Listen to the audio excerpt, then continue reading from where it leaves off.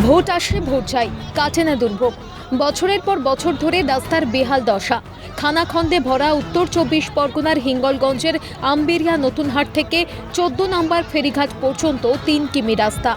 ধৈর্যের বাঁধ ভাঙতেই সংস্কারের দাবিতে সোমবার সকালে রাস্তায় গাছের গুঁড়ি ফেলে ও টায়ার জ্বালিয়ে চলল বিক্ষোভ। শুধু তাই নয়, জুতো, ঝাঁটা, লাঠি ও প্ল্যাকার্ড হাতে বিক্ষোভ দেখায় গ্রামবাসীরা। বিক্ষোভে সামিল ভ্যান চালক ইউনিয়নের সদস্যরাও।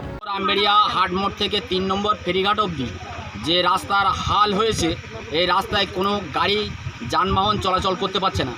সমস্ত মায়েরা এবং ইঞ্জিনম্যান শ্রমিক যে আছে এবং গ্রাম প্রতিবাসী, তাদের রাস্তায় চলাচলের অযোগ্য। কতটা কি আপনাদের? আমাদের অর্থ রাস্তা তৈরি করে দিতে হবে। কি হয়েছে? রাস্তা হচ্ছে কি দাঁত বেরিয়ে গেছে, বাচ্চা কাচ্চা সাইকেল চালাতে গিয়ে পড়ে গিয়ে হাত পা কেটে যাচ্ছে, হাত পা ভেঙে যাচ্ছে, অ্যাক্সিডেন্ট হচ্ছে। হিঙ্গলগঞ্জের মাঝ বরাবর বয়ে গিয়েছে গৌরেশ্বর নদী। নদীর ওপারে রয়েছে রূপমারি, কুমিরমারি, বাস্তলি সহ একাধিক গ্রাম। এই পারে রয়েছে কলেজ, থানা, ব্যাংক, হাসপাতাল। ফলে স্কুল কলেজের ছাত্রছাত্রী সহ কয়েক হাজার মানুষের যাতায়াতের একমাত্র মাধ্যম এই রাস্তা।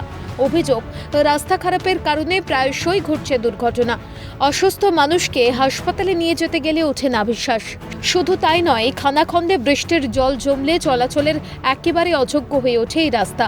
কিন্তু রাস্তা সংস্কারের ব্যাপারে কোনো উদ্যোগ নেওয়া হচ্ছে না প্রশাসনের তরফে। আমরা চলতে পারি না, বুড়ো হাওড়া লোক ডাক্তার যেতে পারতেন না, কোনো ডাক্তারের সুযোগ সুবিধা আসছে না।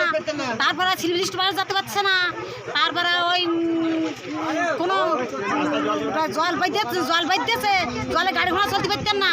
আমাদের দাবি রাস্তা তৈরি চাই। বলতে এই যে রাস্তাটা এই 10 বছর 12 বছর ধরে রাস্তাটার হাল বহুত খারাপ। তো আমরা এর জন্যই সারা জায়গায় কমপ্লেন করেছি। তো সরকারিভাবে কোনো স্টেপ নিচ্ছে না তারা। কোনো মানে যে আমাদের রোগী পত্র এখানে সেখানে যে বয়স্ক লোক কিংবা ডেলিভারি কোনো একটা রোগীর হসপিটালে নিয়ে যেতে গেলেও সেখানে বিশাল একটা সমস্যা হচ্ছে। পরিস্থিতি সামাল দিতে ঘটনাস্থলে পৌঁছয় পুলিশ। অবিলম্বে রাস্তা সংস্কার না হলে আগামী দিনে বৃহত্তর আন্দোলনের হুঁশিয়ারি গ্রামবাসীদের। এখন দেখার কতদিনে ঘুম ভাঙে প্রশাসনের। শামীম মোল্লার রিপোর্ট, ক্যালকাটা নিউজ।